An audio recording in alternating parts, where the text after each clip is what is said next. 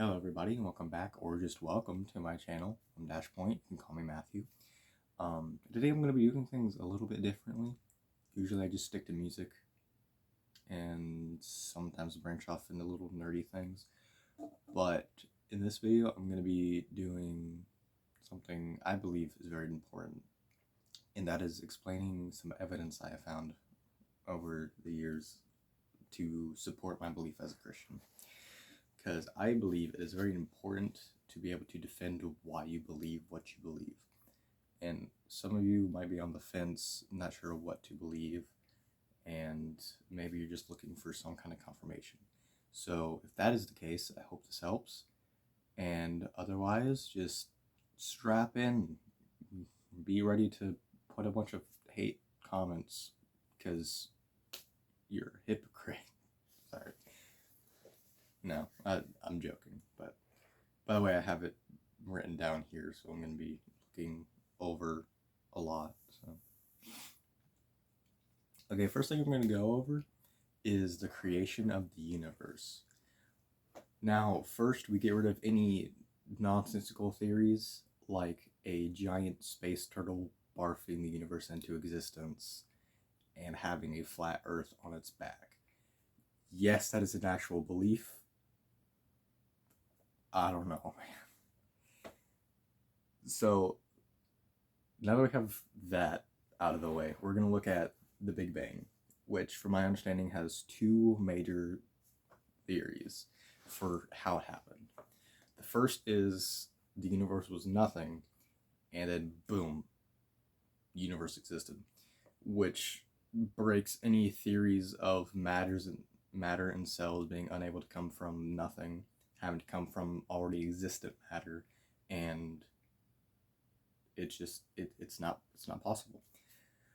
And then the second main theory is that it was compacted atoms that burst, which goes against the law of inertia, stating an object at rest must stay at rest until an object of equal or greater force puts it into motion. Meaning, if the Big Bang were to happen, and this theory is correct, there would have to be someone or something to cause it. A being, a big banger, if you will, which is where God comes in. So how do we know which God? Well, first we knock off any polytheistic beliefs. So like the Greeks, Romans, Chinese, I think, any like energy-based or multiple gods. Because, correct me if I'm wrong, but from my understanding, every polytheistic belief is that each god controls an aspect of life, meaning none of them are powerful enough to create all of existence. So we need a knowledgeable and powerful God to create everything because of how vast the universe is and just how perfectly everything works together. Like if the Earth was just a couple of inches closer or further from the sun, life couldn't exist. It's all so finely tuned. We need some kind of thought put into our being made. So we need a God. So that leaves the monotheistic beliefs, the Abrahamic beliefs. Let me know if there's any other monotheistic beliefs that aren't Abrahamic, because my understanding there aren't, but I could be wrong. Just let me know. But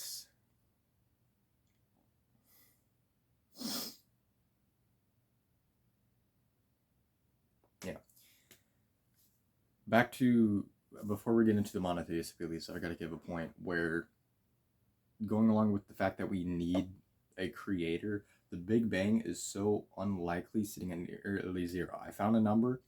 It said the likelihood of all of this happening by accident of the Big Bang is 1 in 10 to the 2,685,000th. Like, what? It's nearly impossible.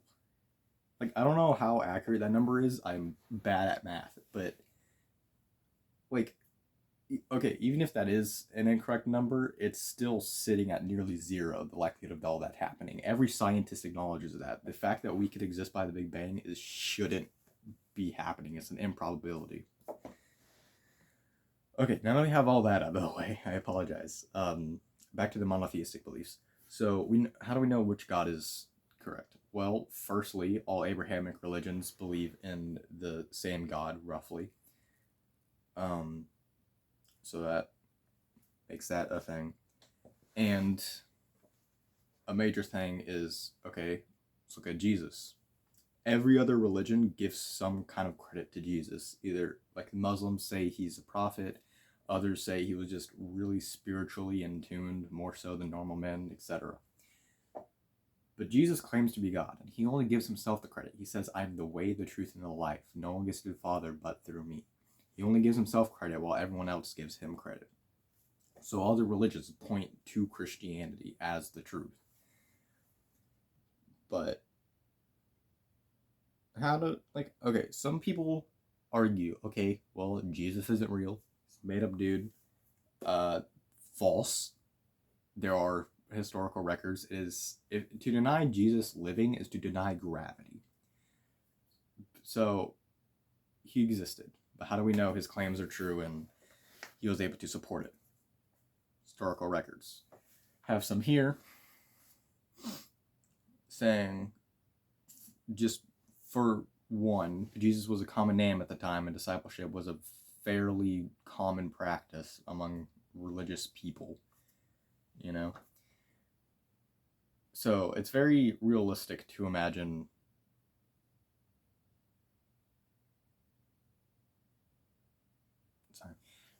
it's very realistic to imagine a person named Jesus having a discipleship running at that time, because he did. There's historical records of that. You can't ignore that. And even if you did want to ignore the Jesus of the Bible, Jesus's existed. Like, multiple people with the same name. Which is interesting, but there's only one main Jesus Christ, obviously. But it's besides the point. So you can't deny the fact that Jesus existed. What people do argue about, though, is his miracles, his proof of him being God. Not only does he show that he is all-knowing, for example, look in the book of, or any of the Gospels, really. I think Matthew and John do it specifically, where he talks to the Samaritan woman at the well.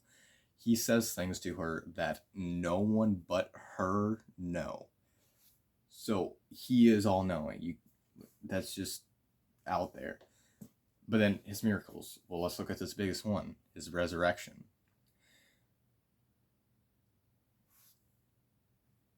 We know it happened because, A, crucifixion was a common practice at that time as a form of punishment, because it was very painful and likely way to make sure someone was dead if they got the death penalty. Religious leaders would have caused him to, would have given him the crucifixion death because they believed he was blaspheming God. That is just a fact. If you want a good example of all of this being a little easier to understand with this part anyway, watch The Passion of the Christ. Does a good job at it, showing the process, which was, of course, a little different because he was an innocent man, so they had to do things a little differently. But you get the idea of it, especially with how it was for Jesus, obviously, because that's who it follows. But then, so people saw him die. That was an irresputable thing. Jesus died on the cross. But 3 days later, what happened? Came back, baby. Some story goes, some women went to go clean the body at the tomb. What they discovered was the stone covering the tomb was rolled away, and they were greeted by an angel. I could be getting it wrong because I haven't read it in a while, and I apologize. I should have. Any people that do know, help me out here. Go ahead and confirm for me. But they're either greeted by an angel or by Jesus himself. Either way, they see that Jesus is risen, so they go back into town to tell what happened. The reason this is significant is two things. One, the king likely would have put extra precautions to make sure the body wasn't stolen by his disciples or anything, to make the illusion that he rose. So, he possibly could have put a seal or something on it. Plus, we know there was guards at the tomb. But the second thing is that it was discovered by women. And the men disciples wrote this as what happened. And that matters because women were treated as less than at the time. Their witness accounts were meaningless. So the disciples had no reason to lie, saying, oh yeah, the women discovered it. Because if anything, that would discredit the story and them by their peers. So, just telling the truth there, obviously. Plus, there are very slight differences as to who found them. Every account says it was Mary Magdalene, I believe. But then the accounts differ in who was with her or if it was just her. But this doesn't actually disprove it, because in law, they actually consider it suspect if multiple witnesses account the story the exact same. Slight differences make it more believable when the main idea is the same. The main idea being, women discovered the tomb was empty, Jesus is risen. Exactly who was with Mary when that happened, that's a minor thing that people could get wrong from a misunderstanding or something. So that supports it. That doesn't disprove it. And we can't say, oh, Jesus just never died, because they were the people who put him on the cross, they're trained killers. They had to be. If they crucified someone and it turned out they were alive, they would be killed themselves. Plus, there's all the medical stuff as to when he was stabbed in the side and both blood and water came out of his lungs. He's dead, dude. There's no living with that. Besides, again, even if he did live, he couldn't get out because the guards at the tomb and the giant stone in the way. Even if there wasn't a seal or anything, you can't move that from inside. That's impossible, especially for with how weak he was at the time of his crucifixion, because of the beating and because of having to carry it. It was so much, like, he would not be able to at all. Sorry, hold on. Let me just. In our last bit of historical evidence, we're going to look more outside of the Bible with a first century Jewish historian man. His name is, I'm probably going to butcher this and I apologize, Flavius Josephus. He recorded Jesus' life and death. He recounted the resurrection and called Jesus the Christ. A Jewish man claimed Jesus the Messiah. Jewish people believe the Messiah hasn't come yet. So this, what? Okay. This is a quote from his writing about Jesus. About this time there lived Jesus, a wise man, if indeed one ought to call him a man. For he was one who performed surprising deeds, referring to his miracles, and was a teacher of such people as accept the truth gladly. He won over many Jews and many of the Greeks. He was the Messiah. Again, a Jewish man is writing this about Jesus. And when, upon the accusation of the principal men among us, Pilate had condemned him to a cross, those who had first come to love him did not cease. He appeared to them, spending a third day restored to life, for the prophets of God had foretold these things and 1,000 other marvels about him. And the tribe of the Christians, so called after him, has still to this day not disappeared. This is the writing of this man about Jesus and what happened. He says he lived, he died, he rose again, called him the Messiah. And it's not in the Bible. This was written in the first century, a long time after Jesus lived and all this happened. But then it's like, okay, it's all a bit of a stretch. Let's move to scientific means. Biologically, there's a very interesting situation going on. The book of Genesis states, Then the Lord God formed man from the dust of the ground and breathed into his nostrils the breath of life, and the man became a living being. If you want to find it, that's Genesis chapter 2, verse 7. Dust, coming from dirt, is made of calcium, carbon, oxygen, potassium, sodium, and more. Now look at the human body, made of calcium, carbon, oxygen, potassium, sodium, and more. Of course, it isn't a one-for-one copy, because human beings need different things to live that dirt doesn't have, and vice versa. But the correlation is very strong, and it lines up with what the Bible says there. the majority of it is shared, which calls into question, well, what is true about all this? A creator or an accident? It isn't a surprise that our body does extraordinary things. Women are able to make whole other human beings in their body and carry them and help them develop, which is mind-blowing. Our immune systems, our mind's ability to shoot electrical signals throughout our body to make things happen and process information to keep us safe and make us do things when we don't even realize any of it is happening. There's been so many since me making this video so far, I couldn't possibly count on this earth. I'm sure. I mean, that might be an over-exaggeration, but you get what I'm saying. And the fact that people try to say all of this came from a single cell experiencing genetic mutation is just ridiculous. It's just too much. All of this could not happen from a coincidence like that. It's improbable. And another little thing, there's a protein known as laminin that is very vital to our existence, and it's in the shape of a cross, which is just awesome. It's a very symbol of Christianity. But, you know, I hear you saying these are all pretty far stretches, and I agree to an extent. But then again, every scientific discovery and theory comes from a stretch like that. So what makes this any different?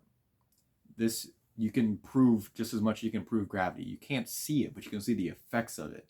The testimonies we share. You can't deny any of this has happened. There's also archaeological finds that go hand in hand with the Bible. Now, this is the hardest one because most of it is speculation, as with all archaeological artifacts and knowledge. But it'll have to do for now because I'm trying to provide you with as much as possible. Now, in the book of Genesis, again, God commands Noah to build an ark to survive. I'm sure you know the story, and he gives him very specific measurements to follow. States 300 cubits long, 50 cubits wide, and 30 cubits high. You aren't exactly sure what the measurement of cubits are in relation to our modern day measurements, but what we have figured out is that it's roughly about the size of 1.5 football fields. Besides, we know it's very large because it had to hold 2 of every animal, except with the exception of fish. Obviously, it was a giant flood, and humans because it held 6.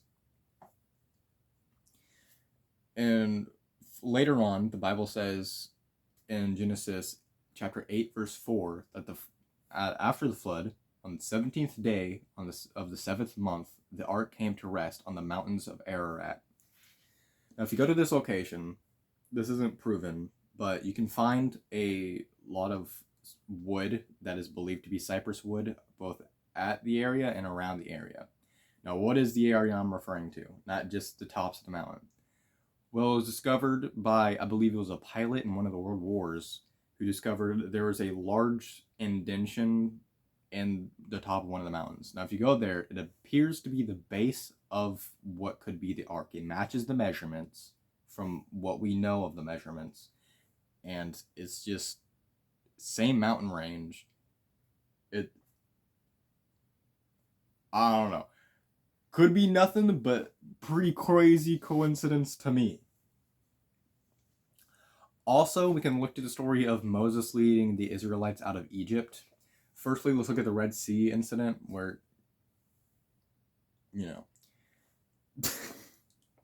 sorry.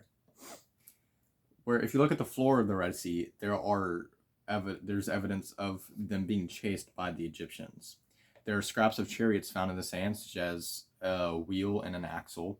There's other wood scraps and just random little things like that, which supports the idea that they were chasing them and the waves and the water came crashing back down on them.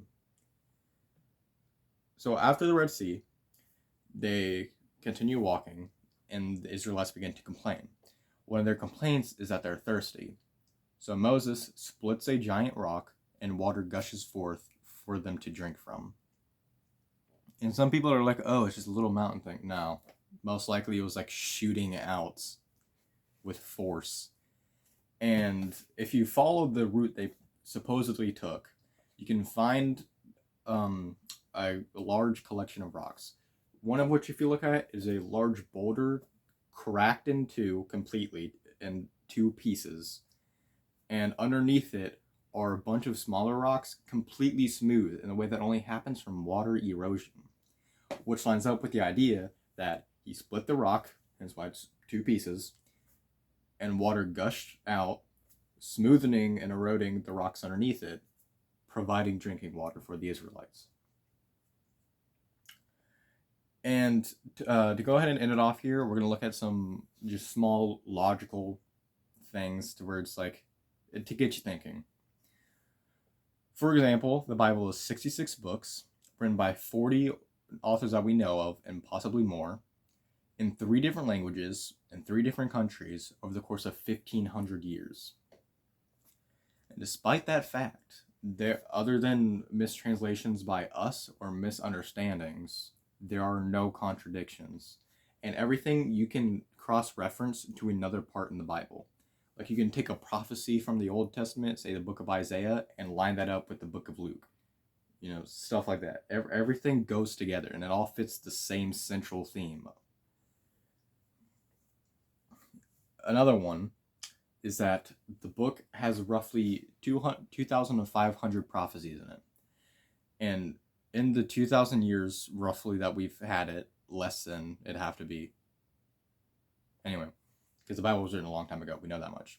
And the time that the Bible has been written, 80%, roughly 2,000 prophecies have come true, and more so are coming true today, like the end times prophecies, such as the great rivers drying up, great social and physical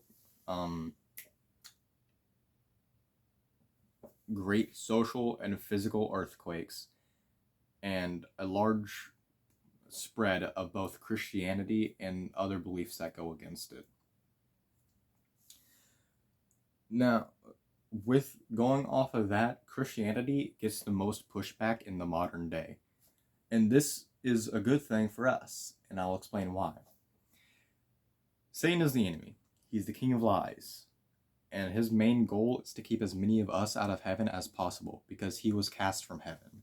He doesn't want us being awarded better than him. So he created other religions.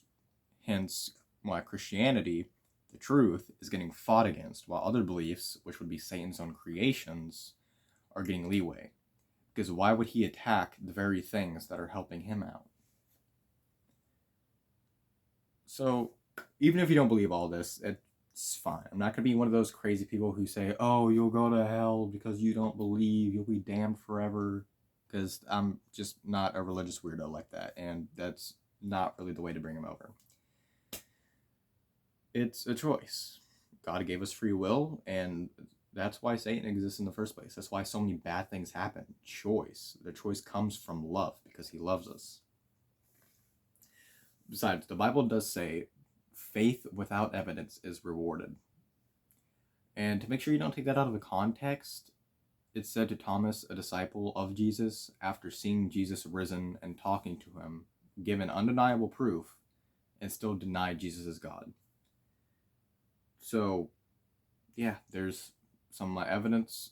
This is a 20-minute video. And yeah, just do with that what you will. Have a good day.